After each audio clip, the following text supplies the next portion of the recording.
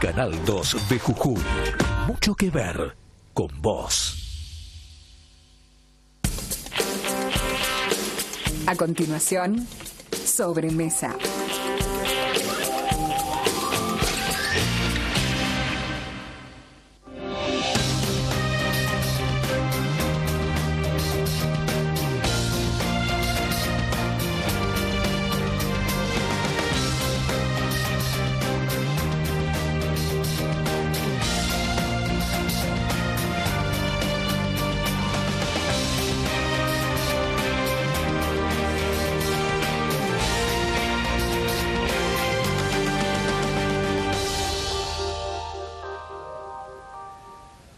¿Qué tal? ¿Cómo le va? Buenas tardes. Vamos a estar en un minuto nada más con el presidente del Instituto de Seguros de Jujuy, Carlos Ibarra. Vamos a hablar sobre la actual situación de la obra social, las denuncias, los expedientes fantasmas. Hay mucho para preguntarle. Pero antes que nada, estaba pensando sobre cuál debe ser el nuevo rol de la política en este nuevo ciclo que se inicia en la provincia de Jujuy.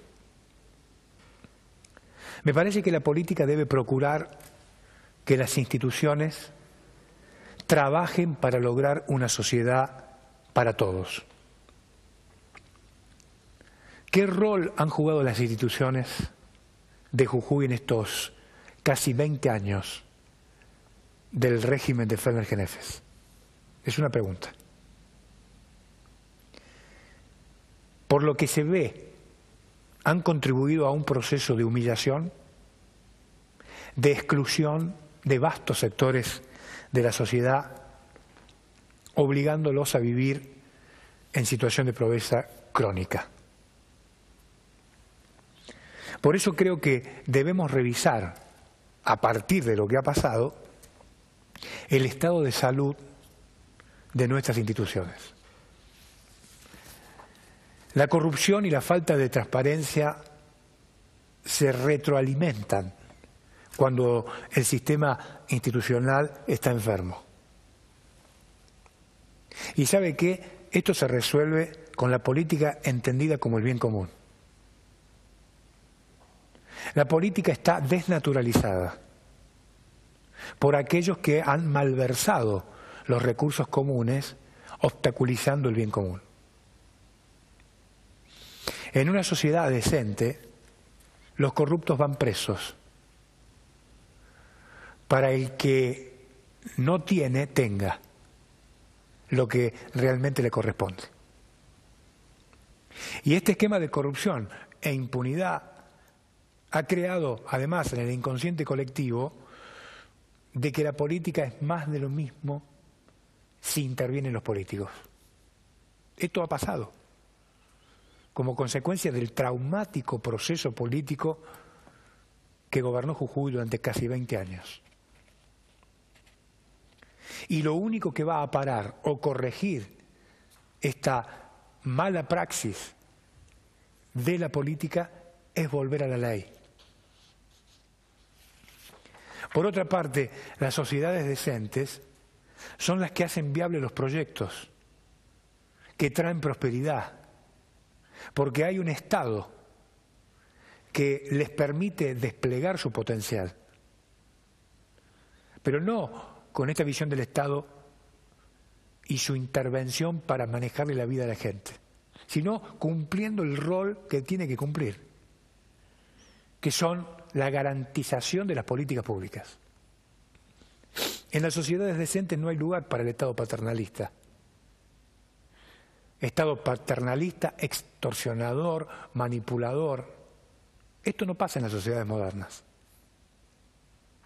Sino que hay un Estado que es el que posibilita a la gente la capacitación, el trabajo digno, porque sabe que respeta las reglas de juego y no juega con las reglas. Esto pasa en las sociedades decentes. Por eso digo que hay que volver a la política, pero involucrándose, ya que existen muchas experiencias en donde la política funciona.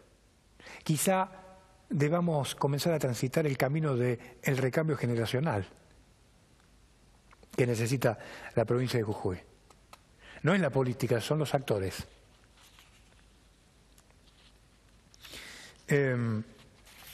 La política, entiendo yo, es el único instrumento capaz de garantizar el bien común.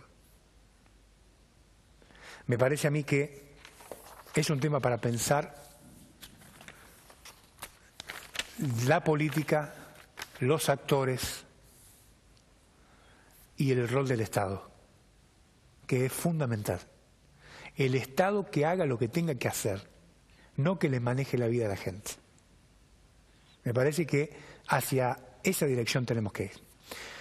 En un minuto vuelvo para hablar con el presidente del Instituto de Seguros de Jujuy.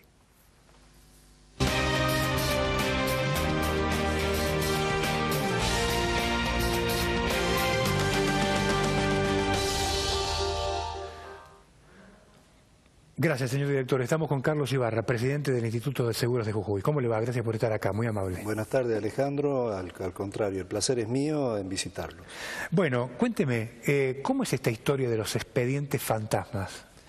Bueno, esto surge en función a una inquietud que comenzó por enero, en la cual, para conocer el estado estadístico y administrativo del Instituto de Seguros, llevamos adelante un tipo de inventario provisorio y lo cerramos el 30 de junio. Ese 30 de junio, digamos, echó en claro en los papeles, en los números, algo que nosotros veníamos sospechando y que de alguna manera puso en claro algún tipo de desorden administrativo en el cual se encontraba el instituto, en el cual ese inventario por áreas, por sectores, por delegaciones, por todos los sitios al cual ocupaba el Instituto de Seguros, tenía que presentar su estado inventarial, obviamente. Nos encontramos allí con que teníamos la falta, y quiero decir el número exacto, 233.593 expedientes, que pueden no estar allí por dos situaciones. La principal, que es el no estado físico del expediente en sí, o de que no haya sido inventariado por alguno de los sectores por alguna falla dentro de esa misma área. Esto, por supuesto, trajo de que esos 230.000 expedientes, un poco más, puedan estar a lo mejor en una situación de que pueda tratarse de un lente, de un anteojo, o pueda tratarse de algún subsidio, o pueda tratarse de una obra millonaria, no sabemos.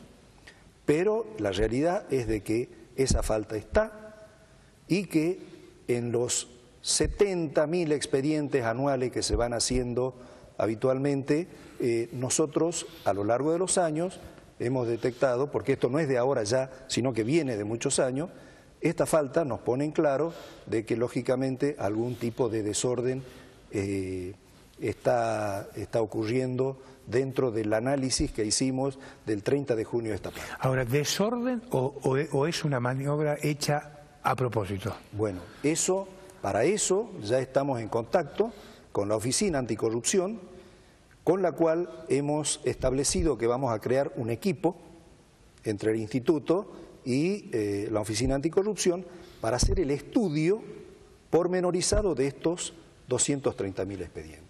O sea que a partir de allí... O sea, digamos que ustedes, perdóneme, sí, Carlos, ustedes no están en condiciones de hacer una evaluación de lo que podría ser el perjuicio económico que ha generado el movimiento de estos 230.000 expedientes. En este momento no, pero lo vamos a tener, porque justamente esto se va a hacer con contadores, con abogados, etcétera, a los fines de crear el equipo que haga el seguimiento de estos expedientes por áreas, obviamente, y a partir de ahí tendremos la realidad que ya los contadores nos adelantaron que era perfectamente establecible y en base a eso tener el perjuicio económico que esto puede haber ocasionado. ¿Usted cree, por lo que sabe, por los primeros datos que aparecen, que estamos hablando de una suerte de modelo de contabilidad paralela? Bueno, la contabilidad paralela ya fue denunciada por la oficina por la agencia, la Auditoría General de la Nación, perdón, sí, y se estableció una contabilidad paralela que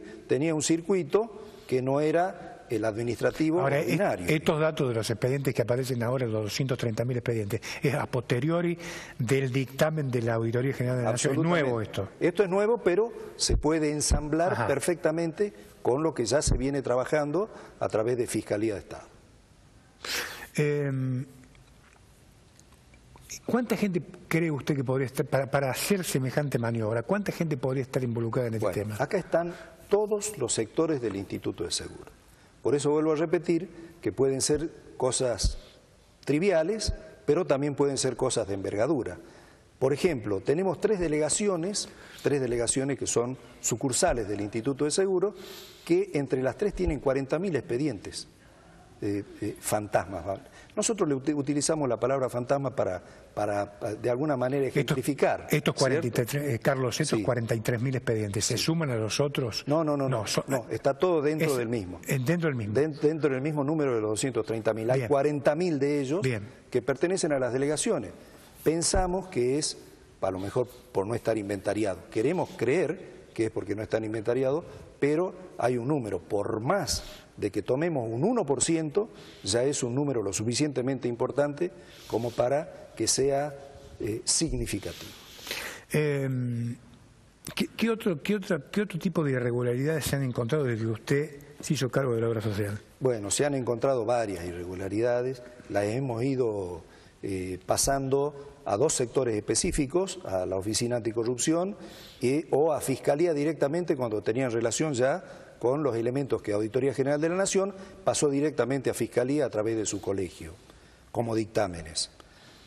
Y por otro lado, también tenemos un equipo de gente trabajando desde que llegamos de Tribunal de Cuentas, o sea que el Tribunal de Cuentas tiene contadores, médicos, etcétera, puestos en el Instituto de Seguros de Jujuy, que también ayudan a clarificar lo que le estoy comentando. Está bien. ¿Qué tipo de casos, ¿no? Para que la gente sepa, han encontrado? Hay diferentes tipos de casos, hay construcciones, hay alquileres, hay lo habitual que se daba con los elementos protésicos que se brindaban a los pacientes. O sea, hay una serie de cuestiones que ya van a ser esclarecidas en su totalidad. Había dos inmuebles alquilados como supuestamente para depósito que no se utilizaban, ¿es cierto esto? Sí, pero ahora ahora. ¿Pero cuánto tiempo estuvieron parados? Estuvieron parados un buen tiempo hasta que logramos hacerle la reacomodación, la limpieza, el traslado de los elementos, la composición de la gente en ese sitio, la informática suficiente para que se retiren de allí los elementos de rehabilitación, pañales, leches, etcétera, que son ahora para lo cual... ¿Cuánto le sale al instituto de eso? Y esos son contratos preestablecidos, pero cada contrato ronda 20, 30 mil pesos, y algunos de ellos que venía teniendo, digo teniendo porque era el instituto el que los tenía, también se han rescindido, como algunos para que nosotros teniendo en la sucursal que tenemos en calle Lavalle, un sitio, por ejemplo, para organizar los talleres que habitualmente da el instituto como elemento de prevención, se alquilaban otros lugares, en la Sociedad Española, en Parque Roca, etcétera, cuando no hacía falta, porque tenemos un lugar físico que perfectamente se adaptaba para eso. Está muy bien. La situación financiera en general que heredó usted del doctor Palumbo, ¿cómo es? ¿Cuál es el cuadro hoy? Yo diría que tiene un equilibrio en el sentido de que, si bien es cierto, había algunos elementos que los famosos plazos fijos que se denunciaron en su momento y que el doctor Palumbo también puso en su despedida en los diarios como elemento que contaba el instituto. También hay que decir que en el debe existían muchas cosas, o sea que el equilibrio está, y en base a eso nosotros tenemos, yo diría hoy, un delicado equilibrio, puesto que nos movemos en base a un presupuesto que llamativamente del año pasado a este año fue solamente incrementado en un 15%, no por nosotros sino por la gestión previa. cuando ya todos sabíamos o especulábamos y teníamos la idea de que iba a ser mucho mayor. Hoy ya estamos en un 40%, o sea que el 15% fue absolutamente bajo como para hacernos cargo de lo que hoy nos toca. No obstante eso, el Ministerio de Economía nos hace la evaluación correspondiente y mensualmente nos va aportando lo que corresponde, a veces un poco más, a veces un poco menos. O sea que nos movemos con un delicado equilibrio. Si me permite, Alejandro, yo quiero decir que dentro de esto, para hacer un análisis, el volumen salarial de la provincia hoy es aproximadamente de 1.700 millones de pesos. Y al Instituto de Seguros de Jujuy le correspondería el 10% de eso, que es lo que la ley así lo indica, el 4% de parte del trabajador y el 6% de las contribuciones que el gobierno... 170 millones. 170 millones. Y estamos bastante lejos de eso, pero es, por supuesto, la política que implementa el Ministerio de Economía y en la cual uno no puede interceder. ¿Cuánto le debe el tesoro de la provincia a la obra social? Hay cifras, no quiero dar un número, pero es importante, hay cifras que están preestablecidas, con escribanos y demás, o sea que en base a eso hay deudas que tiene la provincia. No obstante eso, mientras se estén cumpliendo estas cuestiones, nosotros continuamos, digamos, con que el cronograma que tenemos preestablecido del 1 al 30 de cada mes no se corte como no ha pasado desde hace muchos años y nosotros queremos mantenerlo, por supuesto. ¿A qué le llama cronograma? Cronograma de pagos. El cronograma de pagos a proveedores, a clínicas, a médicos. Hoy está absolutamente. Ajá. ¿Y la prestación de los servicios cómo está? La prestación de los servicios está, salvo algunos puntos especiales, como puede ser Ledesma, como por ejemplo que no tenemos médico auditor porque falleció el médico de auditor allá y ahora ya lo estamos tratando de equilibrar, tenemos 2 postulantes para esa auditoría, la parte prestacional está bastante bien conformada. Hemos logrado nuevo convenio con odontología, hemos logrado un nuevo convenio con los ópticos, se ha hecho un nuevo arreglo y casi permanente con la provisión de medicamentos. Los medicamentos de alto costo que vienen a través de una tercerización capitada, también se ha logrado regularizar después de arduas gestiones, obviamente, y en base a eso tengo que decir que, salvo la gestión desde el punto de vista de la judicialización de lo que es la salud, es lo que nos crea algún tipo de movimiento en contra de cosas que por ahí no corresponde. Carlos, usted me decía recién que les corresponde el 10% a la obra social de la masa salarial. Así es. ¿Hoy volumen. ¿Cuánto están? Y estamos en un 60%, un 6%. 60% de lo que nos correspondería por ley. De un 60% de ese 10%. De ese 10%. ¿No? Sí, más o menos. Sí. 60%. ¿Y esto en términos económicos gravita, no gravita? No gravita mientras podamos seguir cumpliendo con las exigencias que tiene, obviamente, el aumento de la tecnología, el aumento de los medicamentos, el aumento de todas las cosas, las paritarias, etcétera, con las cuales vamos cumpliendo y adaptándonos a medida que cada área tiene su subsector específico al cual hay que responder. Actualmente usted hoy advierte que hay algunos sectores del instituto que están retaseando información, faltan algunos expedientes. ¿Está viendo algo de eso? Nos ocurre.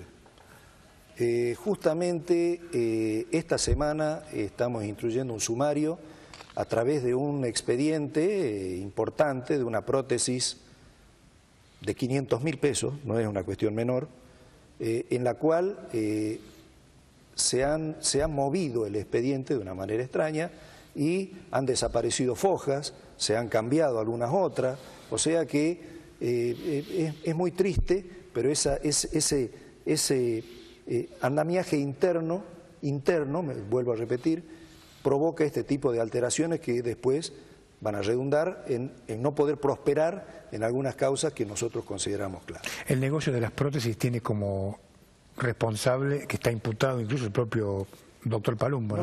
Cuénteme, ¿cómo cree usted que funcionaba ese esquema de negocios? A los 10 días de haber llegado al Instituto de Seguros, nosotros le cortamos el convenio a la proveedora tercerizada de prótesis que había.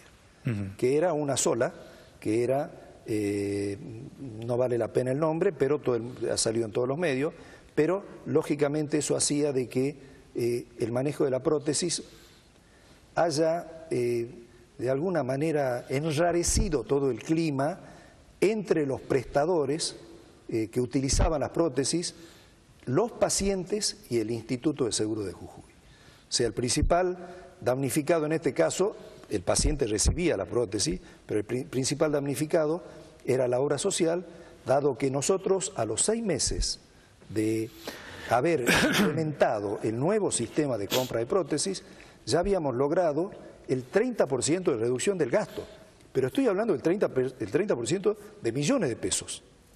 O sea que es significativo lo que logramos simplemente con abrir el juego para que todos aquellos que quisieran participar en las licitaciones así lo hicieran. ¿Hoy se ha hecho ya alguna licitación nueva?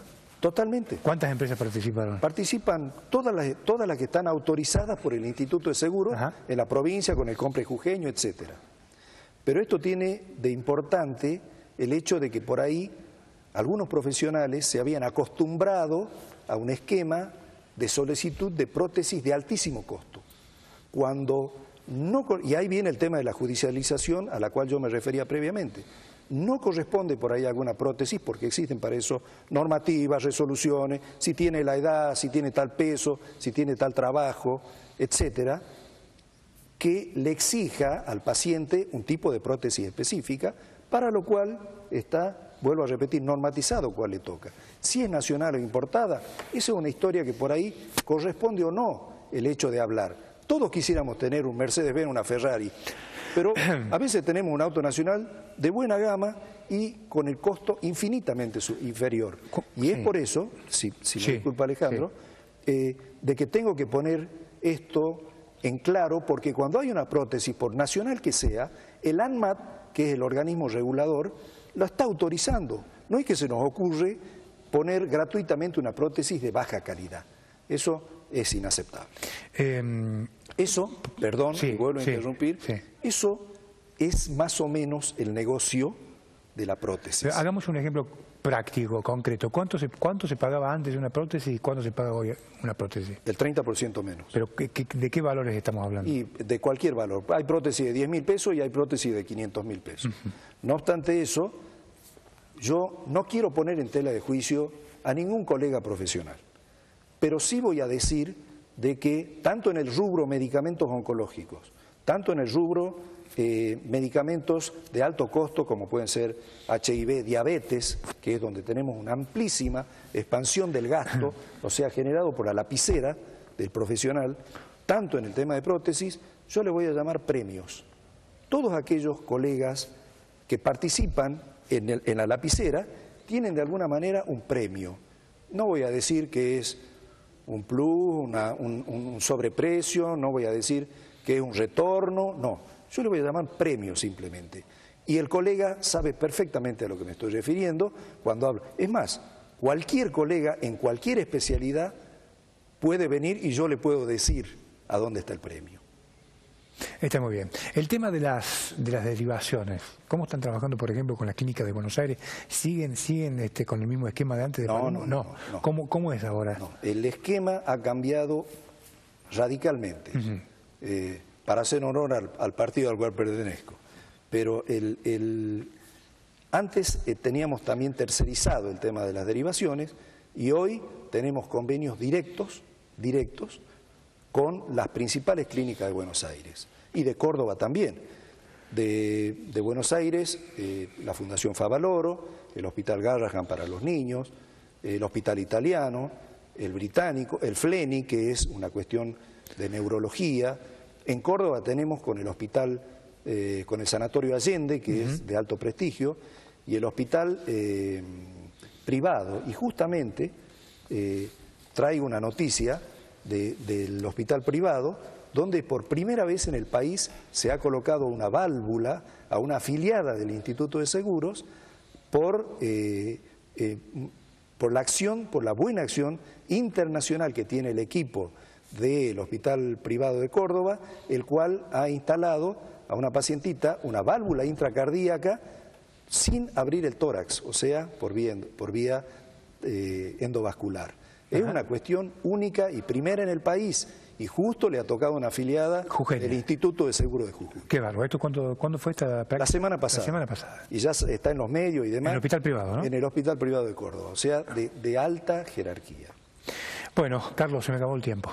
Bueno, qué lástima, porque realmente yo lo único que me queda decir es que esta es una obra social solidaria, y esta obra social solidaria hace de que todos aporten para que el que más necesita tenga el beneficio de la salud. Gracias por venir.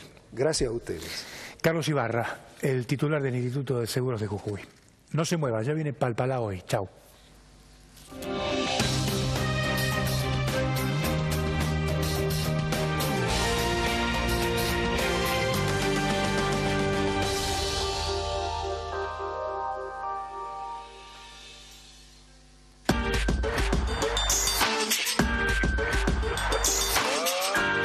Canal 2 de Jujuy. Mucho que ver con vos.